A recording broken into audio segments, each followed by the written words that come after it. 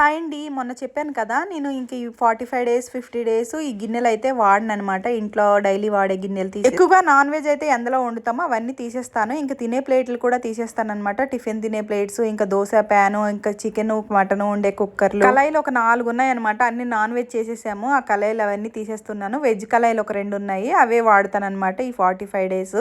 Cooker వచ్చేసి ఒకటే కుక్కర్లో ఎప్పుడైనా మటన్ వండితే అదే కుక్కర్లో వండుతాను. ఇంకా నాన్ వెజ్ కుక్కర్ ఒకటే అనమాట. ఇంకా వెజ్ కుక్కర్, పప్పు బిర్యానీకి అనేవి ఒక 3-4 కుక్కర్స్ అయితే ఉన్నాయి. ఇందులో దాచుకుంటాను అనమాట. ప్రతి సంవత్సరం ఇందులో దాచేస్తాను. ఈ 45 డేస్ ఇంకా 50 డేస్ ఇందులో సామాన్లు తీసేసి, ఇప్పుడు నేను నాన్ వెజ్ వండుతున్నాను కదా, అవన్నీ తీసి ఇందులో పెట్టేస్తాను, దాచేస్తాను.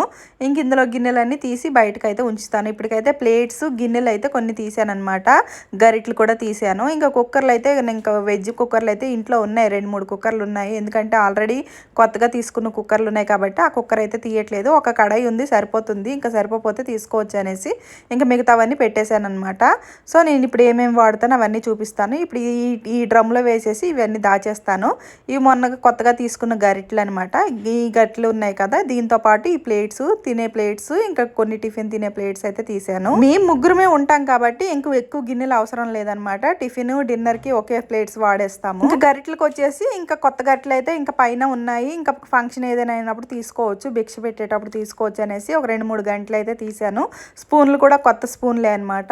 ఇంకా చిన్నగా అన్నం వండుకోవడానికి, ఏవైనా దోశ పిండి కానీ ఇడ్లీ పిండి వేసుకోవడానికి 2 గిన్నెలు అయితే తీసాను అనమాట. ఒక కడాయి తీసాను, ఆ వెజ్ తినే కడాయి, ప్లేట్స్, ఇంకా గ్లాసులు, చెంబులు, స్టీల్ గిన్నెలు అవన్నీ కావాలంటే ఇంకా బయటే ఉంటాయి అనమాట. ఇవి ఏవైనా కావాలన్నప్పుడు ఇవి తీసి వాడుకుంటాను. ఎంతవరకు చేయగలుగుతామో అంతవరకు చేయగలం, కానీ మొత్తం చేయాలంటే చేయవి. ఏదో కొంచెం మనసు నింపు వరకే అవైతే తీసుకొని వాడుకుంటాను అనమాట. పూజలు అన్నాలైనా కొంచెం నిష్ఠగా ఉండాలనేసి నా ఫీలింగ్ అనమాట. సో వీడియో నచ్చినట్టయితే తప్పకుండా లైక్ చేసి, షేర్ చేసి, సబ్స్క్రైబ్ చేసుకోండి. ఈ వీడియో మీకు ఎలా అనిపించిందో కామెంట్ చేయండి. Okay friends, bye bye.